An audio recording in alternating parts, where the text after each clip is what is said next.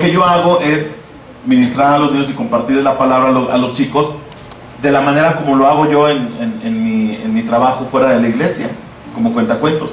Es decir, a mí me invitan a predicar a las iglesias a los niños, pero no les abro la Biblia a los niños.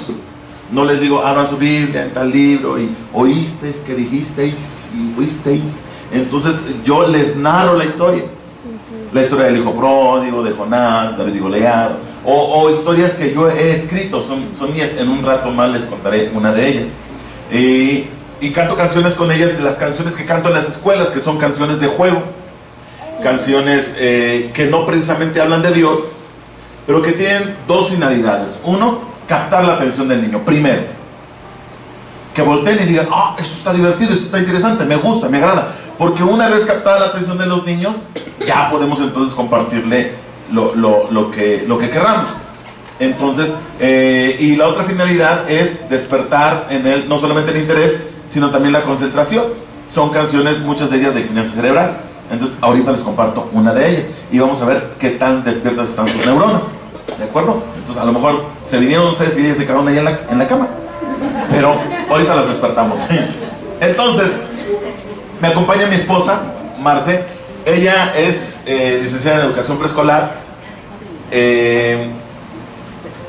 Tiene varios añitos ya de experiencia. No quiero decir cuántos, pero muchos. Sí, muchos. A mí me encanta el trabajo que hace ella. A mi parecer es muy buena. Hay personas mejores que nosotros, por supuesto, ¿no? Pero a mí me encanta cómo trabaja ella. Me gusta cómo lo hace. Además que ella es mi asesora pedagógica, porque si bien yo trabajé en la educación privada, ella trabajó en la educación pública, pero yo solamente estuve 9 años como profesor de educación artística en un colegio y di clases desde preescolar hasta bachiller. Sin embargo, no es mi especialidad. Yo estudié canto, eso es lo que yo estudié. El seminario teológico, qué bárbaro, me dio las herramientas que jamás pensé que que podría utilizar. Entonces es una capacitación integral, muy buena. Además de que la iglesia es la mejor universidad que hay en el mundo, porque la iglesia enseña a todo de verdad. En la iglesia uno aprende a cantar, ¿no? Llega uno quejándose, porque luego llega uno a cantar a la iglesia y parece que se está quejando. ¡Ay, Dios! Pero sale afinadito después de un tiempo, porque cada 8 días mínimo, cada 8 días estamos cante. Entonces le enseña uno a cantar, enseña música, enseña administración, enseña relaciones públicas, le enseña a perder el pánico escénico, enseña a cocina también, enseña pedagogía, enseña muchísimas cosas. Entonces la iglesia es la mejor universidad que hay. Es genial, fantástica. Pero en mis carencias, Marce me ayuda muchísimo en mis carencias pedagógicas. Escribo mis canciones y ella me dice, esta palabra no te aconsejo que la pongas, los niños no la van a entender así, o esta palabra mejor ponla, o mejor pon esta frase, o mejor dirígete de esta manera, en este cuento cámbiale aquello, a lo otro, Entonces me trae cortito la señora esta, sí, pero cortito me trae, pero no, es una gran ayuda. Así que en un momento les va a compartir ella la plática que tiene. Vamos a tratar de que este curso sea casi en su totalidad práctica y ejercicio tras ejercicio. ¿Está bien? ¿Vinieron con ropa cómoda? ¿Sí? ¿Se pueden tirar al piso? Sí. ¡Ay! Muy bien. ¿Puede correr, dar maromas, vuelta de carro, todo eso? Muy bien. Ok, entonces muy bien. Lo que deseamos compartir esencialmente es que el niño entienda que aprender es divertido. Aprender de Dios, aprender de la palabra de Dios, aprender de los valores, aprender de reglas, de límites, es divertido también. Entonces, una primicia que me compartió mi esposa es: un niño aburrido suele dar problemas. Suele, no todos, porque ella es de un planeta no sé qué lejano, que ella nunca dio problemas. Estaba aburrida y se sentaba, no hacía nada. Pero bueno, pero generalmente un niño aburrido da problemas. Se aburre y busca qué hacer. ¿A quién le pego? ¿Qué rompo? Entonces, Al niño hay que tenerlo con la atención aquí, captada. Entonces, veamos esto. Un niño en la actualidad, un niño tiene así por mucho unos 3 minutos de capacidad de atención concentrada, ¿sí, verdad? Nos estamos hablando de un niño preescolar, 3 minutos. Antes, unas 2 décadas atrás, ese niño tenía 5, 6 minutos de atención concentrada, y antes tenían más capacidad de concentración. Cada vez se está agotando más ese tiempo en los niños. ¿Saben por qué? Por la información tan digerida y tan dinámica que tienen los niños ahora. Todo es vertiginoso, todo es rápido. Entonces, los medios de comunicación, ¿cuántos chatearon al inicio de los 2000? Si es que tuvieron computadora, ¿no? Porque si no, pues íbamos a ver quién nos prestaba a un internet, pero para conectarse a internet, ese sonidito de como media hora ya para conectarse a internet, para bajar para abrir una página de internet, ahí estaba la imagen, como media hora para bajar una imagen. Ahora es rapidísimo a través de los dispositivos móviles. Entonces, a eso están acostumbrados los niños. No hay capacidad de esperar el turno. La paciencia se agota rapidísimo. Todo está cada vez más rápido. Entonces, el reto que tenemos en la educación infantil, como docentes infantiles, es muy grande y cada vez va aumentando y seguirá aumentando. Vendrán cosas peores, dice la palabra. Entonces, el reto cada vez es más y más y más y más grande, porque estamos compitiendo contra una información muy dinámica, contra una información que es muy explícita también. Entonces, yo soy cuentacuentos, y soy el cuentacuentos tradicional que solo narra y no usa ni vestuario, ni maquillaje, ni muñecos. Mi único recurso es mi voz y mi cuerpo, es todo. Ese es el cuentacuentos tradicional, el cuentacuentos con el que yo me formé y me entretenía de niño en la radio. Solamente escuchaba la voz, con Cachirulo, el Duende Bubulín. Muchos de ustedes no saben de lo que les estoy hablando, pero créanme, son personajes, cuentacuentos muy buenos. En algún momento Odisea Burbujas metió algunos cuentos en la radio también, muy buenos. Uno escuchaba y se imaginaba cosas, pero ahora no. Si a nosotros nos decían, y entonces el ogro era grande y de muchos colores, nos imaginamos al ogro. Ahora no, ahora dicen ogro y todos saben que es verde y con antenas acá. Entonces todo el mundo sabe que eso es un ogro, así. Entonces ese es el reto grande que tenemos, ¿de acuerdo? Oye, uno de mis recursos es mi vestimenta. Siempre con niños me presento yo así. Bueno, me he visto así siempre casi. No puedo vivir sin bermudas, de verdad, me encanta. Pero me encanta trabajar con niños porque lo puedo vestir como a mí me gusta. Entonces, de hecho, con los niños trato de ir con alguna playera, una camisa más colorida.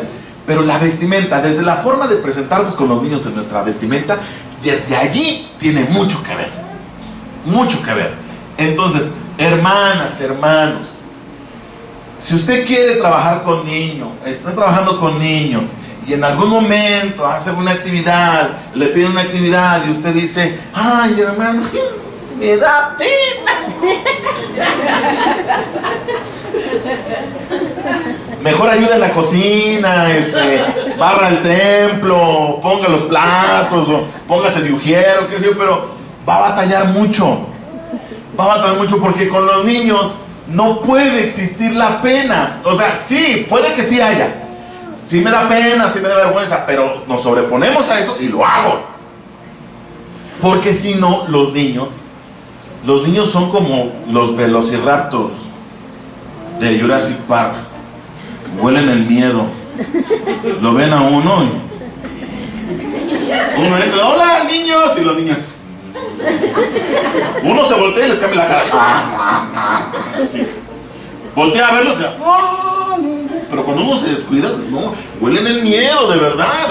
Entonces, A mí me ven y ven y escuchan mi voz, ven mi vestuario, las canciones que hago, los cuentos que les narro y dicen, es como yo, tamaño jumbo.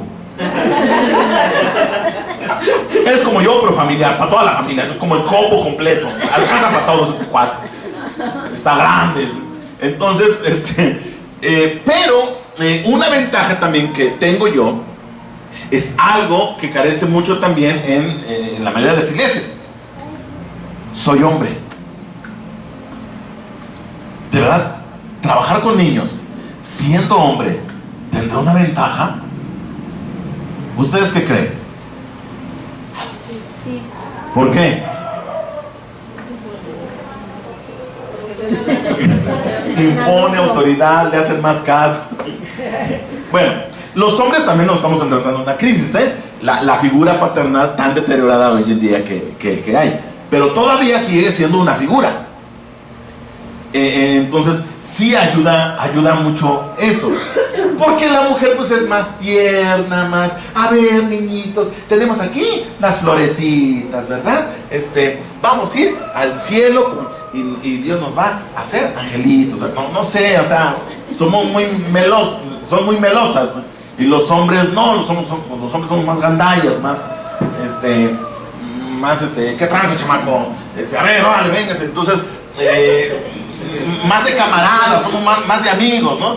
Dejan a los niños encargados con una mujer, y la mujer ¿qué hace? A ver, vamos a limpiar la casa. Lo dejan con un hombre, vamos a jugar, vamos, órale. Entonces, ayuda también mucho eso, y muchas otras características, ¿no? Pero la autoridad del varón que Dios de manera natural le dio al hombre es y sigue siendo vigente. Sí hay una autoridad del hombre hacia los niños. Es necesario fomentar el ministerio infantil entre los hombres. Urge. No porque ustedes no sepan, no puedan, ¿no? Pues claro que sí. ¿Cuántos años lo han hecho? Y han tenido eventos exitosísimos. Pero eso ayuda también mucho. Bueno, entonces no sé cómo estén sus neuronas. Voy a dejar esto. ¿Ahí me escuchan? Sí. Bueno. Muy bien. Bueno, ¿me siguen escuchando? Sí. Entonces, tengo mi guitarra, que es mi mejor amiga, que se llama La Magnífica. ¿Cómo se llama? La Magnífica. Pero no es La Magnífica, es La Magnífica. Bueno, entonces, muy bien. La música es otra herramienta muy buena. Si no saben tocar un instrumento, consíganse sus pistas. Consíganse sus pistas y muévanse, pero muévanse, ¿eh? Entonces, miren, vamos a comenzar entonces con esta canción, que es una canción de gimnasia cerebral. Gimnasia cerebral no es un cerebro haciendo lagartijas, ¿no? Gimnasia cerebral son ejercicios para despertar las neuronas, nos ayudan a la concentración y a la retención, ¿de acuerdo? Entonces, abusados, abusadas. Los niños de preescolar le captan, pero de volada esta canción, ustedes tienen que captarle e intuir qué es lo que tienen que hacer, ¿de acuerdo? Según lo que va diciendo la canción. Muy bien, es la canción de la chivita.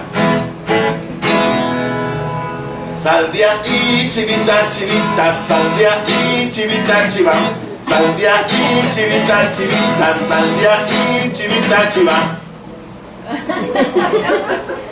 Hay que llamar al lobo para que saque a la chiva. El lobo no quiere sacar a la chiva no quiere, y ustedes le van a hacer salir de ahí. A ver. El lobo no quiere sacar a la chiva no quiere salir de ahí. La cabeza. Salir de ahí. Y abran bien la boca, ¿no? El lobo no quiere sacar a la chiva no quiere salir de ahí. Sal de ahí, chivita, chivita, sal de ahí, chivita, chiva. Sal de ahí, chivita, chivita, sal de ahí, chivita, chiva. Hay que llamar al palo para que le pegue al lobo. El palo no quiere.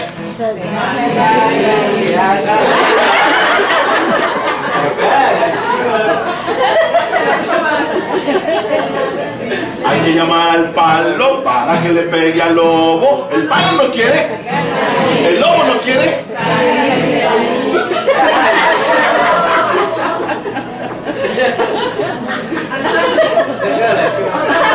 Entonces, cuando dije del lobo, dije, El lobo no quiere sacar a la chiva no quiere salir de ahí. Le llamamos al palo y el palo no quiere pegarle al lobo. El lobo no quiere sacar a la chiva no quiere salir de ahí. Bien. ¿Cómo se le llama a estas canciones? Retaílas. Retaílas.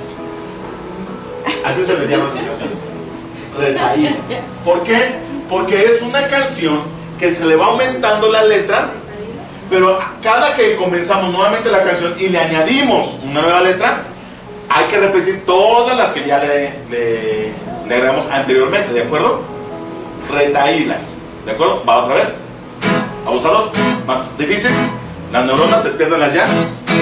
Sandia y chivita, chivita, sandia y chivita, chiva, sandia y chivita, chivita, sandia y chivita, chiva.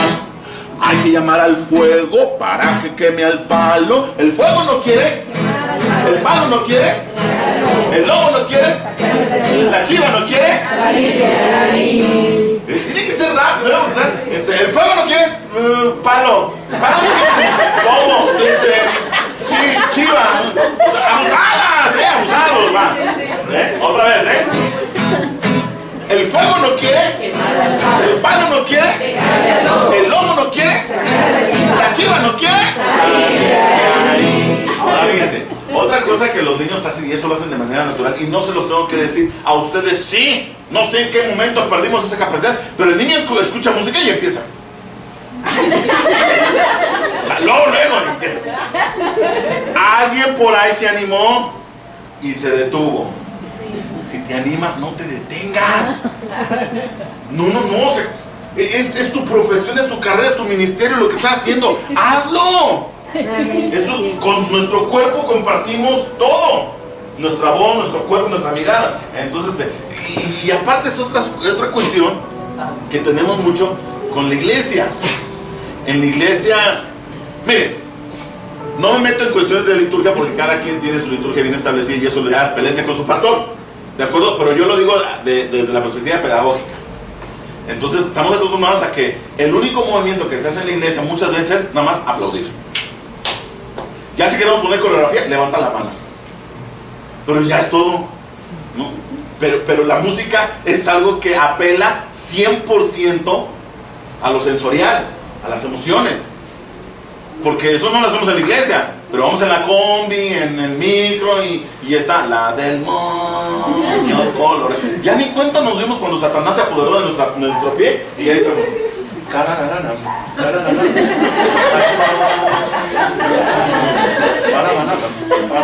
¡Ay, Señor, te reprenda!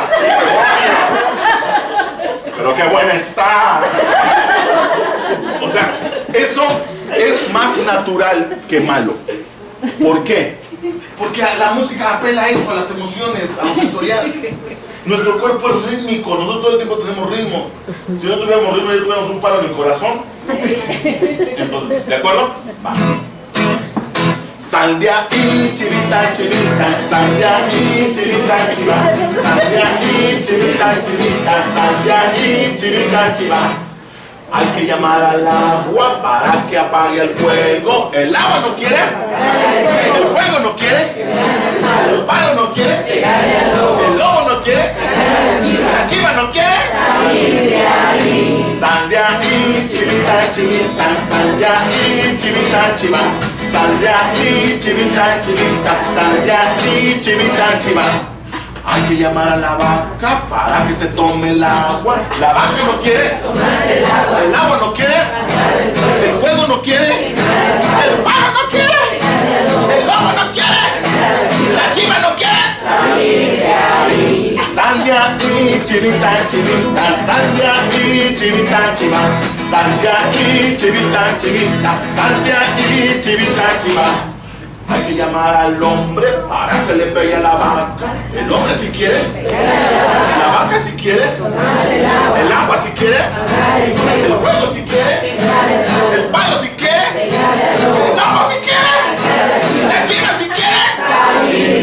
¡Vamos! Sandia y chivita, más fuerte. Sandia y chivita, chiva, sandia y chivita, chivita, sandia y chivita, más fuerte. Sandia y chivita, chivita, sandia y chivita, chiva, Sal de aquí, chivita, chivita, sal de aquí, chivita, chiva.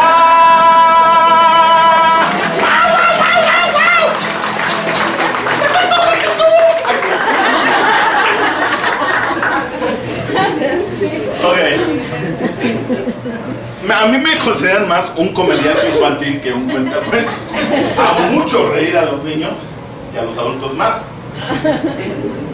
Tiene propósito la risa también. De verdad que cuando yo quería estar en el ministerio de tiempo completo, yo aposté a un ministerio juvenil.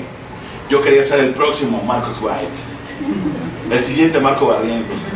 10 años de mi vida desperdicié persiguiendo un ministerio que no había hecho Dios para mí. Y mi esposa, todo el tiempo, ya ves cómo son las esposas, ¿no? Cómo ministran a los esposos. Sus intercesiones constantes. Me dice, tú vas para niños, Debo. Yo, ay, no, niños, no. Que tú eres ministro infantil. No, con niños no quiero saber nada. 10 años desperdicié de mi vida persiguiendo un ministerio que no era para mí. Hasta que Dios me enamoró del ministerio infantil. No me metió la fuerza, me enamoró del ministerio infantil. No lo cambio ni lo dejo por nada del mundo. Además de que me di cuenta que todo yo fui hecho para ser ministro infantil. Mi cuerpo de chile relleno es genial. Me paro y se ríen de mí. Mi voz, mis voces, mi música, mis canciones. O sea, ahorita esa niña de rosa que estaba allá atrás estaba Sanjay, chivita. Porque Dios me ayuda para compartir la música y contagiar a la gente. Contagiar, tenemos que hacer eso, contagiar a los niños. Pero para contagiar a los niños yo tengo que amar el ministerio infantil, tengo que amar lo que hago, tengo que amar y apasionarme con aquello que yo estoy compartiendo y tengo que creerlo, de verdad, tener fe que lo que estoy compartiendo es real. Entonces, ¿por qué hago reír a la gente? Porque la risa es medicinal. Es real, es medicinal la risa. Reírse oxigena el cerebro. La risa libera endorfinas. Las endorfinas hacen feliz. La risa libera el estrés. La risa despierta y está uno más borracho. Ríase usted como a las 10, 11, 12, a la hora que usted se duerma, se le va el sueño. Se le sobreoxigenó el cerebro. Y después está ahí. Y ahora cuéntame algo, ya se me luce. ¿Tiene ropa sucia? La lavo ahorita. Se me fue el sueño. Pero, de verdad, ayuda muchísimo. Entonces, hacer reír es una de las herramientas más eficaces en el ministerio infantil. Pero para hacer reír, primero tenemos que aprender a reírnos de nosotros mismos. Por eso yo les digo, yo sé que tengo cuerpo de chile relleno, me pongo bermudas y tengo patas de cucurucho, de verdad parece bat de béisbol. Entonces, pero cuando yo me doy cuenta que soy chistoso y que lo chistoso me ayuda con los niños, de verdad me hace muy feliz. Difícilmente alguien me hace bullying o se burla de mí, porque nadie se burla más de mí que yo mismo. Entonces, ok, esa es la canción de la chivita, una retalía. Ayuda a despertar las neuronas. Ya se rieron de mí, qué mala onda, pero bueno, Dios los perdone. Pero ya despertaron, ¿de acuerdo? Muy bien. Entonces, ahora les vamos a compartir una plática. Mi esposa les va a compartir una plática. Es breve, solamente dura 2 horas y 40 minutos. Acerca de la enseñanza. Te pongo ¿verdad?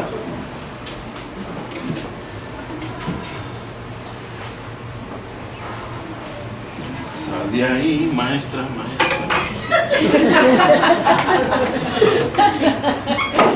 ¿Les voy a tomar el micrófono? Ah, sí.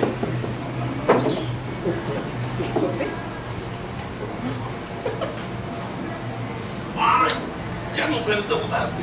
No rompiste nada. Pues buenos días, mi esposa ya me presentó, pero yo soy Marce, me pueden decir Marce. ¿Ven ahí la presentación o me hago un poquito? No, sí. ¿Sí? Bueno, esta plática que hemos compartido en algunas iglesias con algunos maestros, nosotros la titulamos Llamados a Enseñar. ¿Por qué? El llamado que nosotros tenemos es sumamente importante, pero debemos comprenderlo. Quiero empezar con una pregunta. ¿Todos son maestros de escuela dominical, de infantil? ¿Todos han dado clases? A ver, levanten la mano. ¿Quién ha dado clases a niños? Esa es la mayoría. Entonces, sabemos que tenemos un llamado a enseñar, un llamado a didáskalo. Didáskalo es una palabra griega que significa enseñar. Y esto lo podemos ver en Efesios 4:11. Alguien que me lea rapidísimo Efesios 4:11, por favor.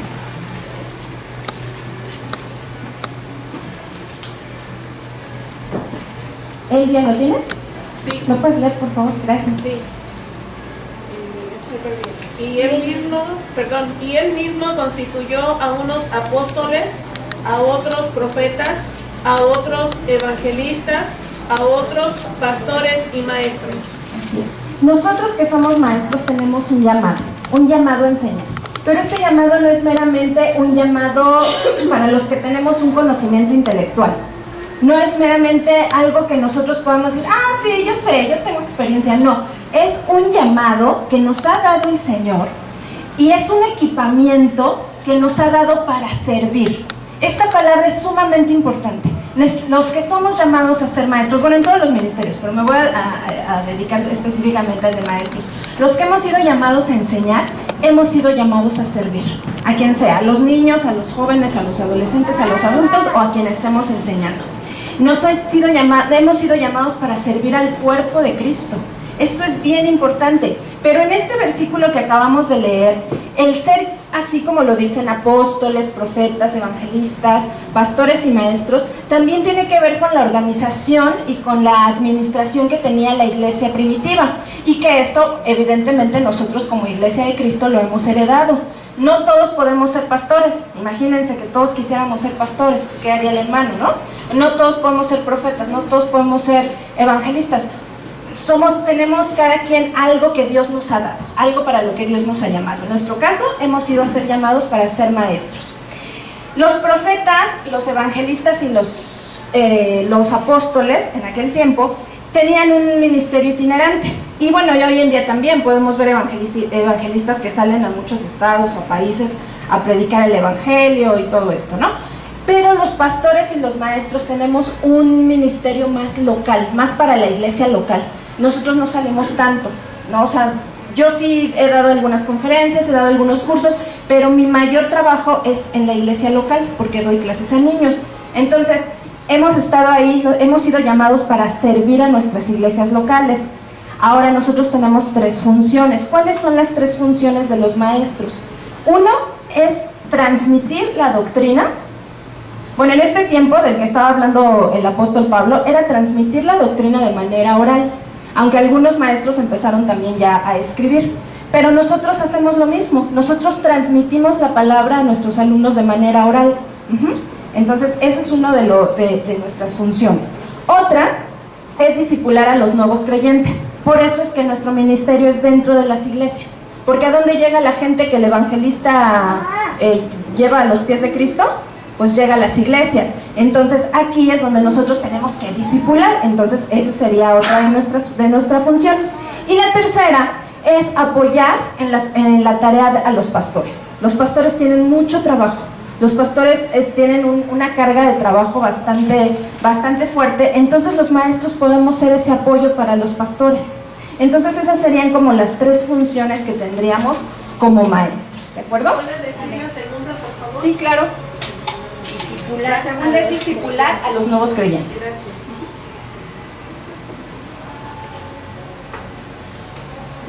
Didáskalo. Les hablaba de esta palabra en griego.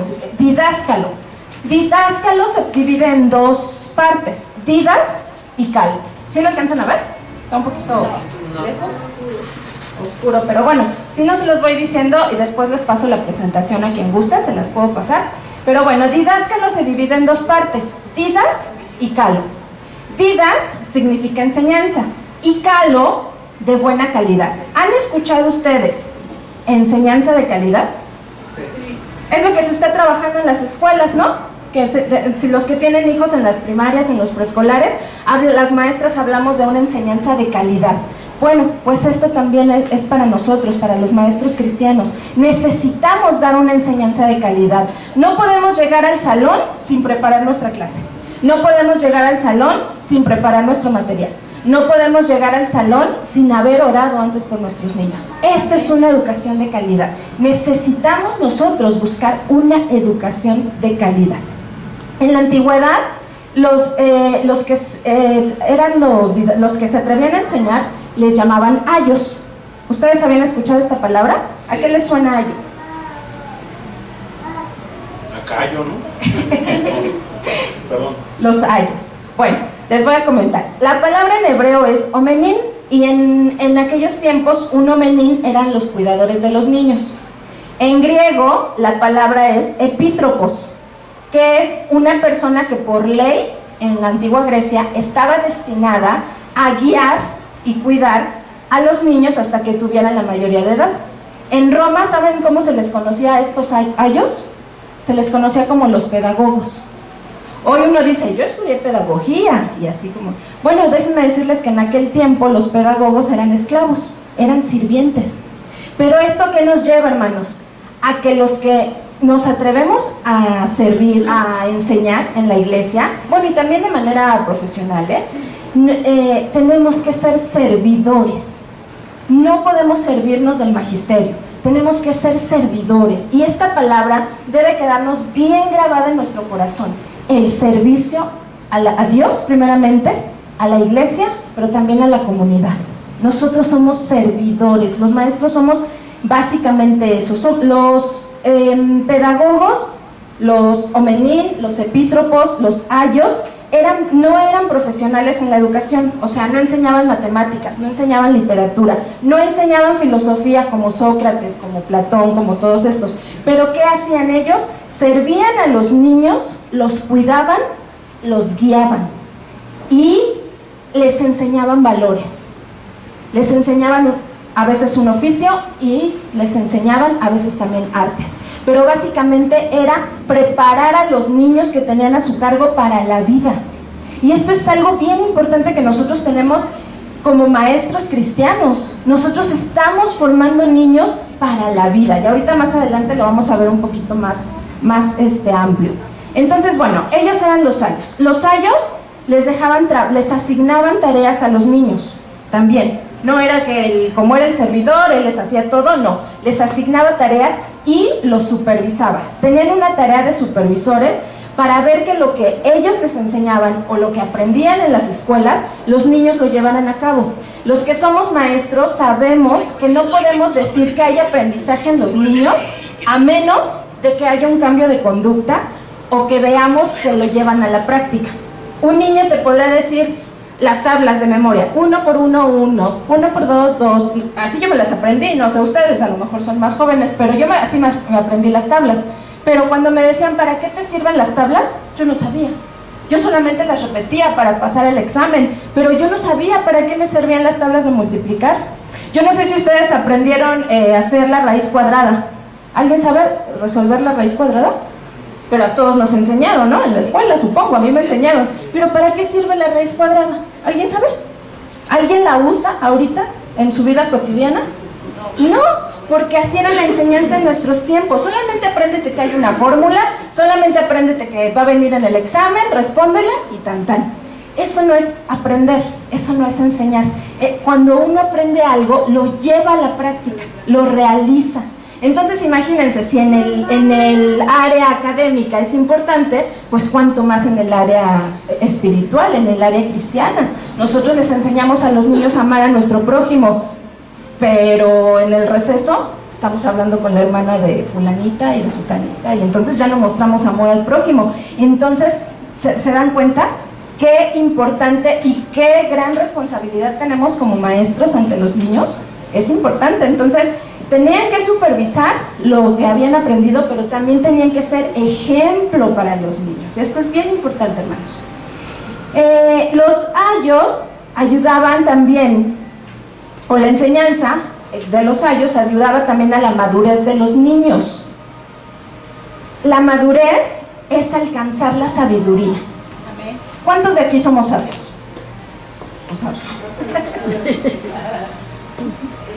Exactamente. Entonces nosotros tenemos que llevar a los niños a alcanzar esa madurez en el crecimiento de Cristo. Amén. Ellos los ayudaban en muchas áreas. A nosotros nos corresponde llevar a los niños a la madurez espiritual. Y esto los niños lo pueden alcanzar a muy temprana edad, ¿eh? No necesitamos esperar a ser viejitos para ver los resultados. Hay niños, de verdad, yo he visto niños que se muestran mucho más maduros que muchos adultos, mucho más conscientes de lo que creen, con una firmeza de lo que han aprendido y de lo que creen de Cristo, que es impresionante. Entonces es importante. Esta madurez, ¿a dónde nos va a llevar? Nos va a llevar a tener habilidades para la vida. Nosotros guiamos a los niños en la iglesia para que tengan actitudes, valores y muchas habilidades para enfrentar el mundo allá afuera. El mundo nos presenta muchísimas cosas. Desde el teléfono lo prendemos y nos salen comerciales que ni siquiera nos esperamos, de temas que nosotros no buscamos, pero ahí salen. Entonces un niño está expuesto a eso. La televisión, las películas, la música. Y como decía mi esposo, no es malo, pues vamos en el pecero y ya escuchamos la canción. No es malo, pero tenemos que discernir. ¿Por qué? Por ejemplo, la música de reggaetón, ¿no? La música ni es mala ni es buena, la música es amoral. Pero ¿qué tal las letras? Las letras están terribles. Y resulta que hay maestras, porque yo lo he visto en las escuelas, que para hacer la actividad física ponen reggaetón. Y uno dice, Dios mío, los niños están escuchando una sarta de cosas que no tendrían por qué. Pero no, tampoco vamos a sacar a nuestro niño que no vaya a la escuela para que no escuche lo que la maestra le pone. No, porque sería como querer guardarlo en una burbujita cuando no es así. Se tiene que enfrentar. Entonces, ¿qué tenemos que enseñarle? A discernir, a ser maduro, exactamente, de lo que es bueno y lo que es malo. Y ahí es donde terminamos. Tenemos que formar personas conscientes que saben distinguir entre lo bueno y lo malo. Esa es nuestra tarea, esa es la tarea de los ayos. Y bueno, básicamente, yo no sé si en sus iglesias hay escuela dominical. Sí, todavía hay escuela, porque hemos ido a muchas iglesias que ya no hay, ¿verdad? Ya no hay escuelas dominicales, ya solamente hay servicios, pero ya no hay escuelas dominicales. Pero nosotros creemos que la escuela dominical es una parte donde el trabajo de los maestros es esencial. Y nosotros lo basamos en la Biblia, no es nada más por tener una escuela dominical y ya. Esto está basado en la Biblia. Ahí en Deuteronomio 31, 12, 13 dice así: harás congregar al pueblo, varones y mujeres y niños, y tus extranjeros que estuvieren en tus ciudades, para que oigan y aprendan y teman a Jehová vuestro Dios, y cuiden de cumplir todas las palabras de esta ley. Y los hijos de ellos que no supieron, oigan y aprendan a temer a Jehová vuestro Dios todos los días que viviereis sobre la tierra a donde vais. Y de aquí sacamos algunos principios para apoyar el ministerio de la enseñanza, pero también que todavía haya escuelas dominicales en las iglesias. ¿Cuáles son estos principios? Los voy a mencionar rápidamente. El primer principio es el principio de congregarse. Dice Deuteronomio, harás congregar. Es una orden divina, hermanos. No es algo que se le ocurra al pastor, no es algo que se le ocurra al coordinador de escuela dominical, es una orden divina. Harás congregar a tu pueblo. No es opcional tampoco para los que venimos, es algo no es opcional ni voluntario, es un mandato que tenemos que obedecer, ¿de acuerdo? El segundo principio para tener las escuelas dominicales en nuestras iglesias es el principio de la división de grupos, varones y mujeres y niños y tus extranjeros. Ahí que vemos grupos con integrantes de características similares. Los niños que vinieron ya están aburridos porque no es una plática para niños, ¿no? Bueno, las canciones que canta mi esposo sí, pero esto no, es totalmente natural. No podemos decir, ay, ese niño. No, es totalmente natural porque no está destinado a él. Entonces tenemos que dividir según las características de los integrantes. ¿Qué nos ayuda esto? Pues a facilitar el proceso de enseñanza-aprendizaje y el logro de los objetivos. Y además hay una enseñanza graduada. A lo mejor les enseñamos a todos los grupos el mismo versículo, pero no va a ser con la misma técnica o con la misma metodología que les vamos a enseñar a los chiquitines a como les vamos a enseñar a los adultos o al discipulado. Entonces eso también nos ayuda, este principio de división de grupos. La siguiente, por favor. El principio de enseñanza integral, para que oigan y aprendan y teman a Jehová vuestro Dios y cuiden de cumplir. Esto es, ¿qué es la enseñanza integral? Es el todo. Tenemos que tomar en cuenta las características cognitivas, afectivas, psicomotoras y espirituales del alumno. ¿Por qué? Si nosotros nada más tomamos en cuenta lo cognoscitivo, lo intelectual, ¿saben qué vamos a formar en las iglesias? Gente farisea, gente criticona, gente que, eso no dice la Biblia. Y el griego y el hebreo, y no es malo usar el griego y el hebreo, pero hay gente que solo lo hace para lucirse. Entonces vamos a formar gente farisea si solamente tomamos en cuenta el conocimiento. Si solamente tomamos en cuenta los afectos, vamos a ser gente fanática. Gente que en todos lados ve espíritus, que todo es pecado, que, ¿saben? Entonces, tampoco está todo bien. Si solamente nos vamos a lo psicomotor, vamos a ser gente activista que está haciendo todo el tiempo, haciendo, pero que no tiene tiempo para orar, no tiene tiempo para hacer su devocional, no tiene tiempo para tener intimidad con Dios, entonces tampoco podemos hacerlo. Y si le damos solamente cabida a las enseñanzas espirituales, bueno, vamos a crear códigos morales, pero aislados totalmente de nuestra vida cotidiana, porque nosotros tenemos un espíritu, pero también tenemos cuerpo, tenemos actividades cotidianas en la casa, en la escuela, en el trabajo. Entonces es por eso que necesitamos este principio de enseñanza integral, necesitamos las 4.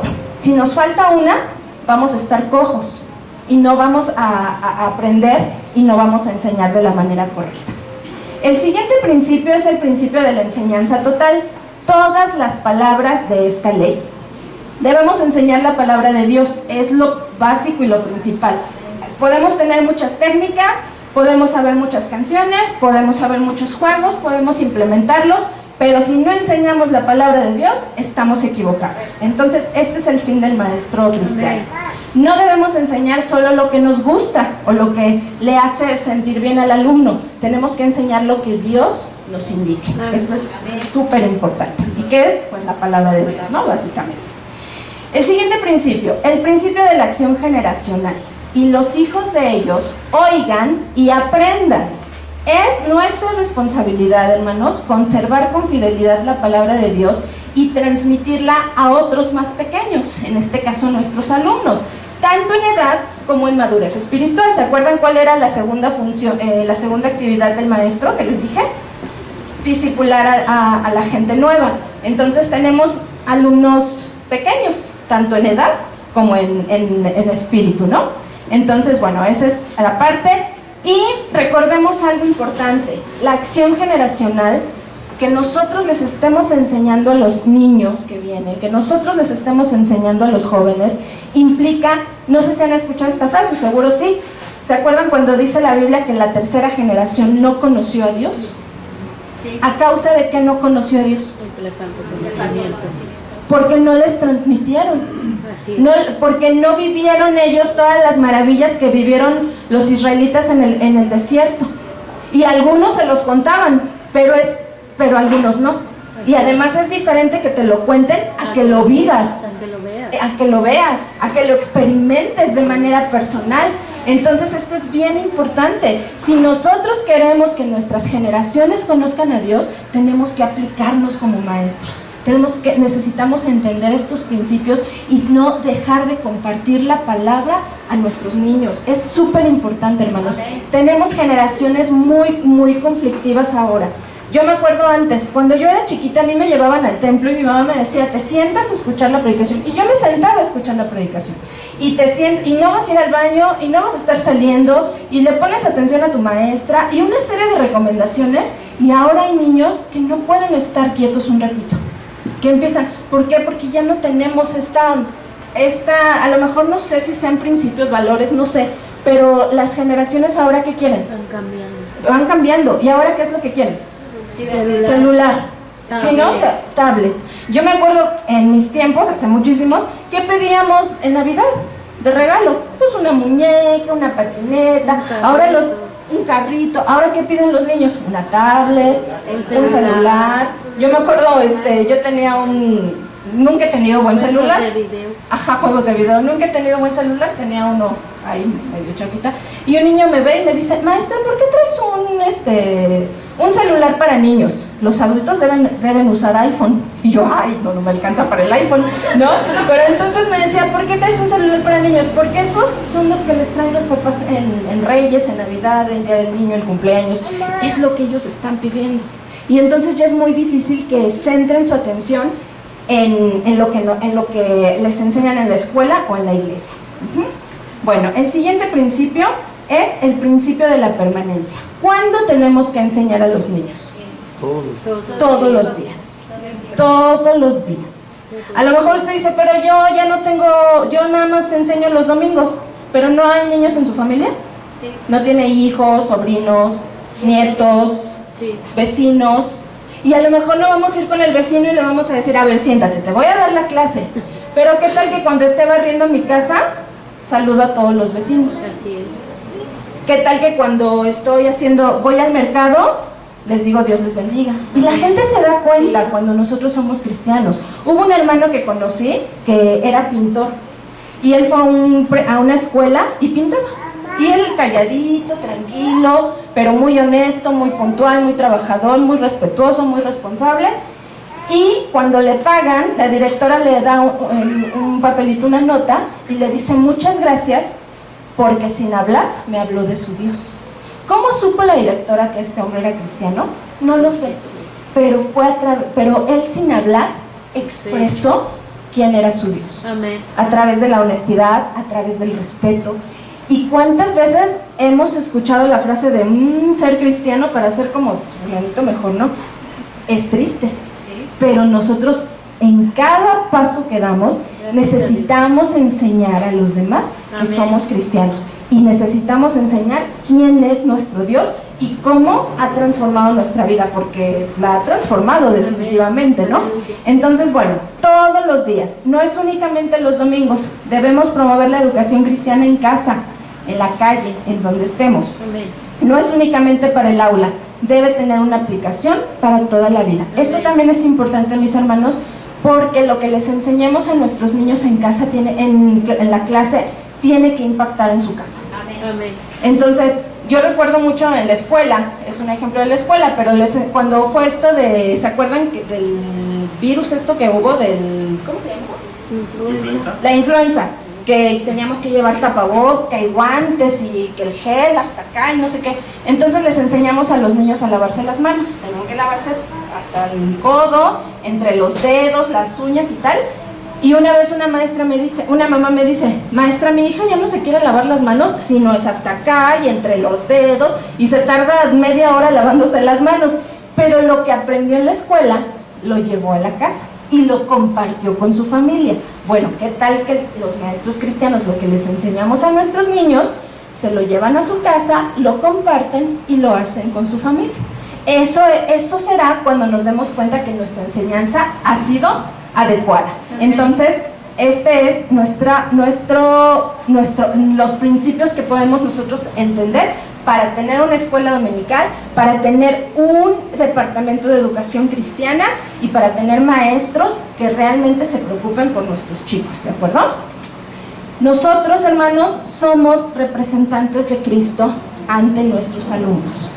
Ellos nos ven a nosotros y es una tremenda responsabilidad, porque yo le comentaba a mi esposo, si nosotros predicamos algo mal a los adultos, pues bueno, el pastor no puede decir, a ver, eso no dice la Biblia, o a lo mejor ustedes mismos me dicen, oye, yo eso nunca lo he leído, estás mal si predicamos alguna herejía, lo que sea, o vienen, a lo mejor no públicamente, pero a lo mejor después se acercan y nos dicen, ¿saben qué? Pues esa enseñanza no, como que no. Por ejemplo, si yo les digo, les estoy dando la clase del pecado de Adán y Eva y les digo, y entonces Eva tomó la manzana y se la comió y pecó, y además le compartió de la manzana a Adán, ¿qué me dirían? No dice la Biblia así.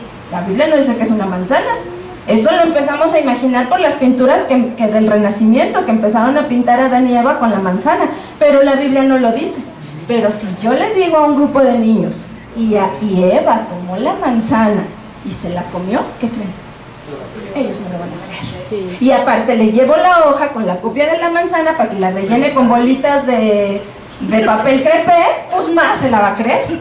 Él no me va a poder replicar. ¿Se dan cuenta de la responsabilidad que tenemos? Tremenda responsabilidad de enseñar a los niños. Es una tremenda responsabilidad. Entonces, ellos nos van a creer. Y como nos van a creer que Cristo es como nosotros. Entonces, ¿Cristo se enojó? Pues sí se enojó, pero con una razón válida, ¿no? ¿Alguna vez? ¿Cristo es criticón? No. ¿Cristo es, no sé, avaro? Entonces se dan cuenta de la responsabilidad de que nosotros seamos el ejemplo de Cristo ante los niños. Es una tremenda responsabilidad. Por eso los maestros cristianos de niños tenemos la necesidad de estar capacitándonos y bueno, ahorita lo vamos a ver más adelante, pero de tener una correcta relación con Dios para que no les enseñemos cosas que no sean ciertas en nuestros niños. ¿Cuál es nuestro propósito central como maestros? 1. Es ser formadores de vida a través de nuestro ejemplo y no meramente transmisores del conocimiento, ¿no? El papel de la persona que instruye es de orientador y provocador de retos cognitivos y de situaciones didácticas. Como maestros también de niños, no nada más tenemos que hacer una conferencia. Si nosotros hacemos una conferencia para los niños se nos van a aburrir y se van a ir, se van a querer salir al baño, se van a tirar al piso. Entonces, como maestros de niños necesitamos generar una serie de retos cognitivos para que ellos se interesen en nuestra clase. Y necesitamos generar una serie de metodologías para que ellos se interesen también en nuestra clase. Ya dijimos que lo importante es la palabra y eso no va a cambiar, pero necesitamos generar estrategias, situaciones didácticas para que los niños puedan aprender. Ahorita vamos a ver un poquito más de eso, Ok. Las características de un maestro cristiano. Pues unas son muy obvias, pero de todos modos las quiero decir. Ser nacido de nuevo y tener un llamado genuino. Yo creo que si llegara ahorita una persona con maestrías, doctorados y demás en educación, pues no nada más por eso le vamos a decir, ahí venida la clase de los niños mañana, ¿no? No, tiene que ser una persona nacida de nuevo y tener un llamado genuino. Y creo que esa característica la tenemos todos los que estamos aquí. ¿Qué más necesitamos los maestros? Tener una relación personal y constante con Dios. ¿Ok? Ya nacimos de nuevo, ya entendimos que tenemos un llamado, pero si no tenemos nuestro devocional diario, si no tenemos una relación constante con Dios, pues de nada nos sirve. ¿Qué les vamos a enseñar a los niños? Si lo que les tenemos que transmitir es nuestra experiencia. Amén. Nuestra experiencia vivida en la semana, se las tenemos que transmitir a los pequeños. Y si no tenemos un devocional, si no estudiamos la palabra, si no oramos, si no hablamos con Dios, ¿qué les vamos a enseñar? Podrá estar muy padre nuestra clase, pero los niños no se van a llevar nada. ¿Qué otra cosa necesitamos? Necesitamos estar familiarizados con la palabra de Dios. El ejemplo que les decía, ¿no? Ustedes no me creyeron. ¿Por qué no me creyeron que Eva comió la manzana? Porque no lo dice la Biblia, porque conocen la Biblia, porque la han leído, porque tienen porque tienen un acercamiento a la palabra de Dios. Entonces eso es importante. ¿Qué más? Necesitamos mostrar gusto por lo que hacemos, pero también por el estudio y la capacitación constante. No sé cada cuándo vayan a capacitaciones, pero necesitamos estar buscando libros, cursos, a lo mejor en internet. Ahora en YouTube hay muchas pláticas sobre educación. Busquemos, y no solamente cristianos. Yo les invito a que estudien, por ejemplo, no sé si han estudiado acerca de las inteligencias múltiples de Howard Gardner. Eso es muy importante porque necesitamos conocer a nuestros niños. No todos aprenden igual. Cuando yo iba en la primaria, me acuerdo, no sé si a ustedes les tocó, a mí sí, que estaba en la fila de los de 10, la fila de los de 8, la fila de los de 6 y la fila de los burros. Bueno, yo siempre estuve en la fila de los de 10, pero yo no tengo inteligencia emocional, por ejemplo. Yo no tengo inteligencia emocional, no tengo inteligencia visoespacial. Yo no sé, yo no he podido aprender a manejar porque no puedo coordinar. Yo tuve clases con un maestro particular, él y yo solitos de natación, y no pude aprender a nadar porque no tengo coordinación. Pero yo estaba en la fila de los de 10. En mi tiempo yo era de las listas.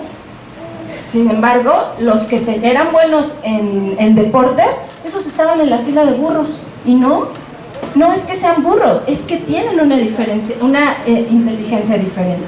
Entonces, ¿por qué no estudiar un poquito eso para entender a nuestros alumnos? Porque uno quiere estar brincando todo el tiempo y otro quiere estar tocando el pandero todo el tiempo y otro quiere estar leyendo cuentos todo el tiempo. ¿Por qué? Pues porque tiene una inteligencia diferente. Entonces vamos a hacer actividades diferentes, ¿no? A lo mejor un día trabajamos ecología, a lo mejor otro día trabajamos con arte, a lo mejor otro día trabajamos con, hacemos una olimpiada, ¿sí me explico? Pero ¿qué necesitamos? Estudiar las inteligencias múltiples. Necesitamos estudiar un poquito de psicología infantil para entender por qué los niños, las etapas de los niños. Entonces todo esto es importante. Pero si no nos gusta, si nos da flojera, pues no vamos a avanzar como maestros, ¿no? No vamos a avanzar nunca. Entonces necesitamos esta parte. ¿Qué necesitamos? Necesitamos ser un narrador de historias. Y para mí el ejemplo más grande de narrador de historias no es Tío Debo, es Jesús. Jesús narraba unas historias impresionantes. O sea, al grado de tener 5,000 personas, sin contar mujeres y niños, escuchando lo que él contaba, era porque era un gran narrador de historias. Y él creaba historias. Las parábolas para mí, son cuentos o historias que Jesús creaba para dar una enseñanza. Y a lo mejor algún fariseo se atrevía a decir, eso no está en el Antiguo Testamento, ¿eh? ¿Dónde dice que el de la mujer y la moneda y todo esto? No, porque eran historias que Jesús creaba para dar una enseñanza. Entonces necesitamos ser contadores de historias también, y crear nuestras propias historias también. ¿Qué necesitamos? Ser creativos, dinámicos y motivadores. Necesitamos ser sensibles a las características físicas, sociales y familiares de nuestros alumnos, así como mostrar preocupación por ellos. Jesús se preocupaba por la gente. Jesús se conmovía con la gente. Y ahora nosotros necesitamos ser muy, muy cuidadosos con los niños porque los podemos llegar a lastimar. En una ocasión una maestra me platicaba que ella estaba dando la clase a los niños de la familia y un niño empezó a llorar porque ella les hablaba del papá y la mamá y los hijitos y tal, y un niño empezó a llorar y le dijo, ¿qué tienes? Dijo, es que yo no tengo papá. Esa maestra no tuvo sensibilidad porque sí sabía que no tenía papá, pero se le olvidó. O sea, como el librito decía que tenía que dar la clase de la familia, a ella no se le ocurrió darle una variante y decir, a veces papá no está en casa, por muchas situaciones. A lo mejor se murió, a lo mejor se fue, a lo mejor no lo conoció, o mamá. Entonces necesitamos conocer a nuestros alumnos para poder ser sensibles ante su necesidad. Porque a veces decimos cosas sin saber el trasfondo familiar o cultural de los niños, ¿no? O por ejemplo, esa misma maestra les preguntaba, ¿qué quieren comer para el Día del Niño? Y ese mismo niño que no tenía muchos recursos dijo, huevito con frijoles. Y los demás pedían pizza, hamburguesa, y se burlaron de, ay, ¿cómo huevito con frijoles? Eso lo comes en tu casa. Es la comida que él conoce, porque es lo que su mamá le puede dar. Pero a veces somos insensibles. Y sin querer, no, esta maestra no lo hizo así. Ella me lo platicaba como diciendo, es que me he equivocado. Es que a veces no miro lo que digo. Pero necesitamos ser sensibles con nuestros niños. No somos perfectos, pero sí necesitamos esforzarnos en esta parte, ¿no? Sobre todo en esos chicos que tienen algunas carencias en alguna área de su vida. También necesitamos reconocer que no lo sabemos todo y lo podemos investigar. No sé si les ha pasado que algún alumno les pregunta algo y dice, no inventemos, no se vale inventar. Es mejor decir, ¿sabes qué? No lo sé. Porque aunque estemos familiarizados con la Biblia, habrá cosas que no sepamos de verdad. Habrá cosas que, nombres, fechas, algún evento que diga, ay, ¿dónde está? ¿En qué profeta? Se nos va. Pero no inventemos. Mejor digamos, no sé, vamos a investigarlo y la próxima semana lo vemos. Tú lo investigas en tu casa y yo lo investigo en mi casa. Entonces tenemos que ser pues conscientes, ¿no? De que no lo sabemos todo. Muy bien. La siguiente. Ya casi termino. Nosotros en la escuela, con los niños, manejamos manejamos varias teorías psicológicas, pero a mí me gusta mucho un autor que se llama Lev Vygotsky, y él maneja algo que se llama zona de desarrollo próximo. ¿Qué es esta zona de desarrollo próximo en el desarrollo de los niños? Es la distancia entre el nivel de desarrollo real y el nivel de desarrollo potencial bajo la guía de un adulto o en colaboración con otro compañero más capaz. Es lo que nosotros conocemos como el andamiaje. ¿Qué es esto?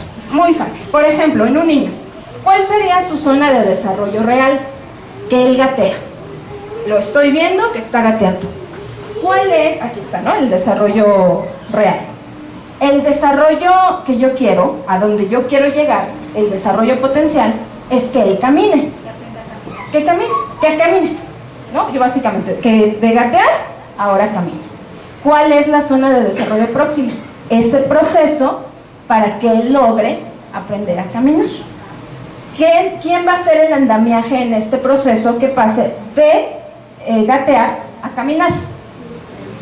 El papá o la mamá, o la escuela si es que va a guardería. Entonces le hacemos sus ejercicios, entonces le pongo una pelotita para que la alcance, entonces algunas mamás les compran andadera. Ahora ya los médicos dicen que no, que las andaderas les hacen daño y que no sé qué, pero bueno, les ponen la andadera y tal. Todo eso es el camino que el niño va a recorrer para poder caminar, ¿no? A lo mejor al principio se va a agarrar de cosas para sostenerse, hasta que llegue el momento en que se suelte y camine. Ese caminito es la zona de desarrollo próximo, el andamiaje donde él va a aprender. Bueno, ¿por qué les hablo de esto? Porque ¿qué creen? Que yo lo encontré en la Biblia. Hay muchos psicólogos que nos han dado muchas aportaciones en el desarrollo del niño y en la enseñanza.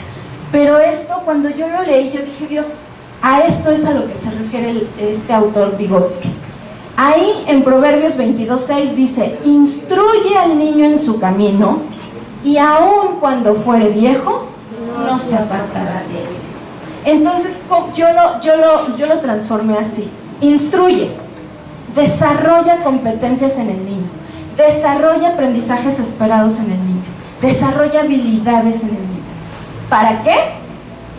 En su camino sería esta zona de desarrollo próximo, con la ayuda de sus padres, pero también de nosotros como maestros cristianos. ¿Para qué?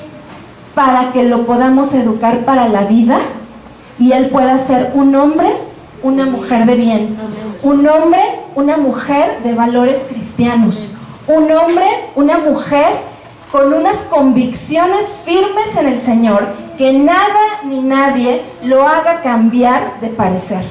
Que si alguien le dice allá afuera que Dios no existe, él sea capaz de decir sí existe, con fundamentos bíblicos, con fundamentos que nosotros y sus padres les hayamos transmitido.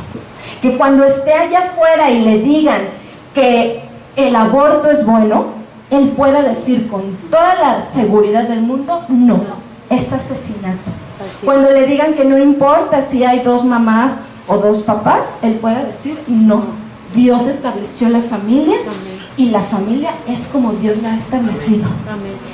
Que él tenga esas convicciones de decir. Entonces, por eso es tan importante este camino en el que nosotros les estamos acompañando, hermanos. No es nada más pues hacer cosas bonitas, hacer un escenario lindo, cantar canciones padres. Esas son herramientas que nos van a ayudar y son muy buenas. Ahorita les vamos a mostrar algunas, pero lo básico es acompañar este desarrollo con una correcta enseñanza. Pero necesitamos empezar por nosotros. Así es. Y con todas estas características de buscar a Dios todos los días, Así es. de estudiar la palabra, de comprometerme a investigar el desarrollo del niño, la teología del niño. Hay tantos temas tan interesantes que tienen que ver con el niño, pero nosotros los tenemos que buscar, nosotros los tenemos que anhelar. ¿Para qué? Para favorecer el desarrollo integral de los niños. Aunque no somos maestras, no les vamos a enseñar a leer y escribir tal vez, no les vamos a enseñar a multiplicaciones, pero sí les vamos a enseñar para la vida. Amén. A lo mejor sí les podemos enseñar a cuidar el medio ambiente, que es otro tema muy actual. les podemos enseñar? ¿Cómo les daríamos un curso de ecología a nuestros niños? ¿Con qué cita bíblica? ¿Con qué se les ocurre? Que dijéramos, vamos a hacer un taller de ecología. ¿Qué cita bíblica utilizaría? ¿Cuál? ¿Por qué dijeron? ¿Cuál? Génesis. Tan sencillo como eso. Génesis. Dios todo lo que creó y enseñarles. Si Dios creó los animales, ¿cómo los vamos a cuidar? Si Dios creó las plantas, ¿cómo los vamos a cuidar? Si Dios creó la tierra y nos dejó de administradores, ¿cómo la vamos a cuidar? Estamos descuidando este regalo tan grande que Dios nos ha dado. Entonces, ¿por qué no poner a los niños a valorar la creación de Dios por medio de un taller de ecología? Y créanme, es bien interesante para ellos. Yo ya lo hice y es bien interesante. Incluso salimos a barrer toda la calle donde estaba el templo porque hay mucha basura. Sí, lo hicimos. ¿También? Sí, nosotros. Y entonces es bien interesante hacer eso con los chicos. Reciclar, hacer juegos y materiales con basura prácticamente, ¿no? Con gente que a la gente... Les enseñamos a poner agua para los pájaros, comida para los pájaros, para los perros. Esos cuidadores En animales. las escuelas, las escuelitas bíblicas. En la escuela bíblica. Sí, también nosotros fue en una escuela bíblica que se trató justamente de eso. Porque tenemos más tiempo a los niños. Exactamente, tenemos más tiempo y podemos, pero también podemos hacer un taller los domingos para no perder y darle seguimiento. Entonces es importante y hay muchos temas actuales que podemos trabajar con citas bíblicas y no estamos forzando el texto, no lo estamos forzando, estamos reforzando lo que aprendemos, exactamente lo que dice la palabra, con actividades y talleres que les hacen también a los niños trabajar. Y bueno, ya para finalizar, jugando se instruye, la metodología del juego. El juego es inherente en los niños. Un niño que no juega es un niño que está enfermo. Los niños van a jugar, a lo que sea, pero van a jugar. Entonces nosotros tenemos que darles también herramientas para que jueguen. Hay 3 tipos de juego, o al menos los más relevantes. El juego libre, el juego simbólico y el juego de reglas. ¿Cuál es el juego libre? Es lo que están haciendo estos 2 chicos allá atrás. Nadie les dijo que jueguen, pero ellos están caminando, están haciendo algunas cosas, son libres, ellos eligen a lo que quieren jugar y nadie se los puede imponer, ningún adulto ni sus papás. Ellos juegan libremente y ustedes lo han visto, si tienen niños en casa o aquí en la iglesia, han visto cómo los niños juegan de manera libre. El juego simbólico es cuando ellos se imaginan que son mamá. Y entonces cuidan al bebé y hacen la comida, o cuando se imaginan que son superhéroes. Ayer estaba viendo una película con mi sobrino, tiene 4 años, y el superhéroe se vestía, o el robot no sé qué cosa, y movía las manos, y mi sobrino movía las manos. Y cerraba el puño, y levantaba la mano, y todo lo que hacía el robot lo hacía. Ese es el juego simbólico. Él en su cabeza se estaba imaginando que era el robot, y le hacía todo lo que hace el robot. Entonces el juego simbólico es bien valioso. Conocemos a unos chicos que empezaron jugando el culto. Mientras sus papás, que eran los líderes de la iglesia, estaban en sus reuniones, ellos se iban y empezaban a tocar la guitarra y el teclado y tal. Esto fue hace 7 años, estaban pequeñitos. Ahorita ellos son el grupo de alabanza de la iglesia y tocan bien bonito. Y la más grande tiene 17 años, el más chico tiene 15. Y tocan bien bonito y dirigen de una manera preciosa, con un corazón tan dispuesto, pero ellos empezaron con este juego simbólico. Y entonces uno era el pastor, y entonces otro dirigía, y entonces otro tocaba la guitarra, y empezaron, y ahora son un grupo de alabanza. A través del juego simbólico, ellos aprendieron a servir al Señor. Y esto es maravilloso, porque el juego simbólico nos enseña a ser mamá. A mí me enseñó a ser maestra. Yo desde que tenía 5 años yo jugaba a ser maestra. Yo ponía todos mis muñecos y tenía mi pizarrón y les enseñaba. Ese era el juego simbólico y finalmente me convertí en maestra. Ellos jugando se convirtieron en ministros de alabanza. Y eso es súper, súper bonito verlo. Entonces, y el juego de reglas son juegos como la lotería, como el memorama, como el esperar, hacer una fila en algún juego para esperar tu turno. Y también eso nos prepara para la vida. Yo les hice una vez a unos niños un juego donde era 1 por 1 y los demás tenían que formarse y esperar. Puede ser un poco aburrido para los chicos que están esperando, pero ¿qué creen? Eso les enseña a esperar turnos, por ejemplo, en el banco. ¿Cuántos somos desesperados para ir al banco? Yo detesto ir al banco y más en quincena, porque no me gusta formarme y esperar a que me atiendan. Bueno, cuando nosotros jugamos esos juegos, aprendemos que tenemos que formarnos. ¿Cuántas veces hemos estado formados en la fila de las tortillas y llega la vecina y deja su servilleta y yo estoy formada y ella llega y se mete a la fila? Pues no se vale. Bueno, eso lo podemos aprender desde chiquitos jugando juegos donde tengamos que esperar nuestro turno. ¿Cuántas veces ha subido usted al metro y le han quitado el lugar que casi ya está sentado, lo avientan y se sientan? Hay que jugar el juego de la silla para aprender a lidiar con esto. Entonces, tantos juegos que nos preparan para la vida, eso es, y es maravilloso. A mí, una de las cosas que más me gusta de ser maestra es justamente esto, ver a los niños jugar con ellos. Cuando un niño le sirva aire en una tacita y se la dé, tómesela, porque para él es importante. Cuando un niño esté hablando por teléfono y le diga, te habla mi abuelito, contéstele, porque para él es importante. Es parte de su vida, es inherente a ellos. Entonces, es bien bonito de verdad ver a los niños jugar, ver cómo aprenden a través del juego tantas cosas que ni nos imaginamos. Entonces, bueno, yo les hablaba de retos, ya, este día es lo último que tenía, nada más, yo les hablaba de retos cognitivos, ¿se acuerdan? Les quiero dar un ejemplo nada más para que nos quede un poquito más claro.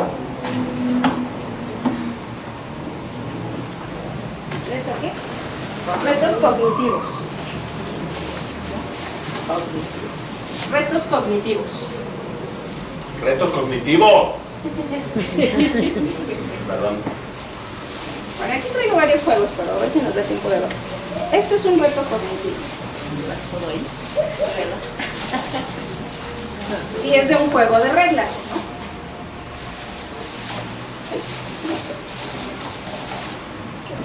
¿Qué es esto?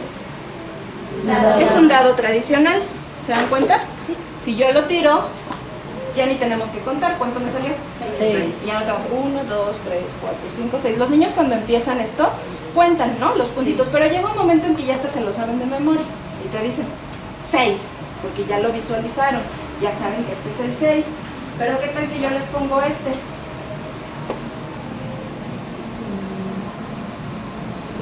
6. ¿Lo tuvo que contar?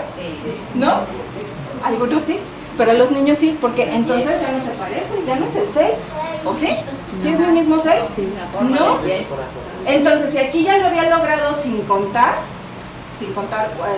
correspondencia 1 a 1, bueno, pues acá, ya como que lo saca de su zona de confort y entonces tiene que volver a contar. 1, 2, 3, 4, 5, 6. Ah, ya sabe. Pero entonces, ¿qué pasa cuando le doy este? Ya no tiene puntitos para contar. Ya tiene que haber para cuando llegue este proceso, los niños ya tienen que haber pasado por una serie un seguimiento en cuanto al conocimiento del número escrito. Y lo más interesante es combinarles esto, porque a lo mejor si yo le pongo 2 de estos o 1, ya sabe 4, pero si le echo 2, entonces ya es un proceso más avanzado y a lo mejor no va a saber y va a tener que volver a contar 5. Hay niños, por ejemplo, que hacen esto: 1, 2, 3, 4, 5, 1, 2, 3, 4. Eso no es correcto. ¿Cuál es el reto? Que sepa que esta cantidad es 9, ¿no? Se junta, exactamente. Pero todavía puede contar los puntitos, pero si yo le hago esto con números y puntos, perdón, los de atrás no ven, pero es que le tengo que hacer así. Aquí ya no puede contar los números. Y estas operaciones a lo mejor para nosotros son muy básicas, pero para los niños no. Para los niños, exactamente. Y entonces son retos cognitivos que ya no le hicimos, ya no se lo dejamos tan facilito con el cubo convencional. Ahora ya le dimos un cambio y el niño tiene que volver a pensar. Esto es un reto cognitivo. Es ponerle, si ya logró algo, bueno, vamos a complicárselo un poquito. Esto es un reto cognitivo, sí, es Qué mala onda, ¿no? Es un ejemplo sencillito, ¿no? Pero bueno. Me encanta. Bueno, yo nunca he trabajado con maternales, ¿no? Los bebés a mí como que no se me dan. Y me han preguntado muchas veces, ¿qué les enseñamos a los lactantes y a los maternales? Bueno, a los bebitos, yo les doy un consejo a las maestras de bebitos. No les prepares una gran clase. En la clase, toda la clase, juega, hazle ejercicios, lo que tengas que hacer, pero dile, Jesús te ama. Amén. Y vuelve a hacer otra actividad, Jesús te ama. Amén. Jesús te ama. Y repítele toda la clase, Jesús te ama. Y el niño, ¿qué creen? Va a llegar a su casa diciendo, con su lenguaje como lo tenga, pero va a decir, Jesús te ama. Amén. O Jesús me ama. Amén. Y yo hice estos jueguitos para ayudarles a su lenguaje. ¿Por qué no les ayudamos? Aprovechando que los tenemos, pues vamos a hacer un juego que les ayude a su lenguaje. ¿Se dan cuenta? Ese es un jueguito para los más pequeñitos. Y soplar es una actividad que les ayuda al lenguaje. Amén. Esta actividad que tengo es también lo hicimos en un curso de ecología. Él es más divertido que yo. ¿Me ayudas? Sí. Este es un juego que hicimos en un curso de ecología. Es una Catarina hecha en una hojita, se la pegamos en un cartoncito de cereal, le ponemos dos pedacitos de popote, un pedacito de hilo que tengamos. Esto lo podemos poner en una silla o en un barandal, pero bueno, ahorita vamos a usar la mano. Y vamos a hacer con los chicos vamos a hacer competencias de insectos.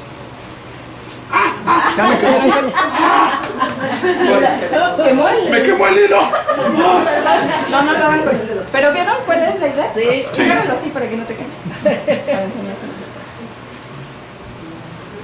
Y aquí podemos hacer experimentos. Por ejemplo, este es hilo cáñamo. Pero ¿qué tal que lo hacemos con un estambre grueso? ¿Correrá igual? No. Y entonces el niño ya se pone a pensar. ¿Por qué? ¿Por qué no corre igual? Ustedes ya me respondieron, pero ¿por qué? Pues, ¿por qué no? Lo grueso del hilo. Por los pelitos que tiene, se van atorando. Vamos a hacerlo. Yo tengo otro hilo cáñamo que es un poquito más delgado y más resbaloso. Más Ese corre más rápido. rápido, ¿no? Entonces ya, y los ponemos a pensar. Y les hablamos, de que Dios creó a los insectos. Y los insectos cumplen una función. Y Dios tiene tanta creatividad que hizo las catarinas. Miren qué bonita forma. Pero también hizo libélulas, hizo arañas, ¿no? Hizo libélulas. Entonces, jugando, les enseñamos que Dios creó esto. Otra carrera de insectos puede ser esta. Es el mismo animalito, sin cartón. Este es el puro papel. Le ponemos un tubito de papel. No sé si lo alcanzan a ver. Y con un popote. Y a ver cuál llega más rápido. Y son ¿Competencias? cosas súper... Ajá, sí, claro. Tienen que ser bien. Son cosas súper sencillas que podemos utilizar para jugar con los niños y enseñarles de la creación de Dios. Aquí traigo otro. Este es un matamoscas, que lo hice con papel, con cartulina que tenía por ahí, y adentro le puse un imán de esos. Ya ven que luego los de las pizzerías nos regalan imanes. Se lo metí aquí adentro y hice estas mosquitas. Hice estas mosquitas que también... esto negro es imán del mismo ese que regalan las pizzas y el gas y eso. Hice las mosquitas y entonces ponemos un tablero. Bueno, se supone que le tienen que pegar así los niños y tienen que decir ¿cuántas vamos a atrapar? Y se pega, ¿no? Y vamos contando. Y entonces les hablamos de que una mosca puede echar a perder el perfume. ¿Se dan cuenta? Sí. Y entonces ya les enseñamos algo, pero jugamos con ellos. ¿Qué hemos traído? Ay, perdón. ¿Han escuchado ese de Jesús es el camino, la verdad y la vida? Sí. Viene el Padre si no es por mí. Okay. Entonces les vamos a hacer a los chicos unos caminitos.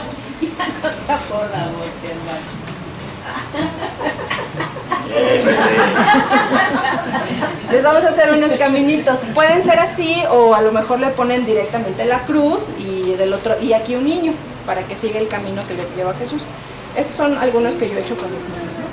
Entonces, ¿qué podemos utilizar? Es cartón de cereal, no es nada que no podamos conseguir, plumones, pintura, una ficha, un palito y un imán. Entonces, ponemos aquí la ficha. Es que casi todos son acostados por uno. ¿Ya se dan cuenta? Y entonces voy a seguir el camino con el imán. Bueno, se supone que lo que el imán hace es ir siguiendo el camino, ¿no? También hice un carrito, igual con papel, con una hoja, un imán, y hacemos lo mismo. Y entonces tiene que seguir ya después si alguien lo quiere ver, los voy a dejar aquí, se acercan. Y entonces les decimos que Jesús es el camino, la verdad y la vida, y ellos están jugando y aprendiendo que Jesús es el camino, la verdad y la vida, y solamente por él podemos llegar al Padre. Y son materiales que podemos conseguir en cualquier lado. Y creo que es todo lo que traje. Bueno, no. Los dados yo los juego con estos y con huevitos, ¿no? Entonces tiramos un dado, sale 2, pongo 2. Y ya luego hacemos el conteo, ¿no? Y entonces podemos crear juegos en base a la clase que les estamos dando a los chicos. Y con materiales así sencillos que tenemos en casa, que no nos implican gastos, que no nos implica ir hasta el centro a buscar el material. Son cosas que tenemos en casa o que les podemos pedir a los mismos niños, o incluso ellos los pueden hacer. Estas ranitas, a lo mejor ellos pueden pintar su vaso. Bueno, los más pequeñitos no, pero si ya son preescolares, ellos pueden pintar su vaso sin mayor problema, y entonces le es más como simbólico que él hizo su propio material para jugar. Y bueno, pues estas serían algunas de las ideas que podíamos compartir. Tengo muchas más, pero nada más traje estas poquitas para que ustedes se dieran una idea. Y bueno, pues este es un poquito de el ser llamados para enseñar. Necesitamos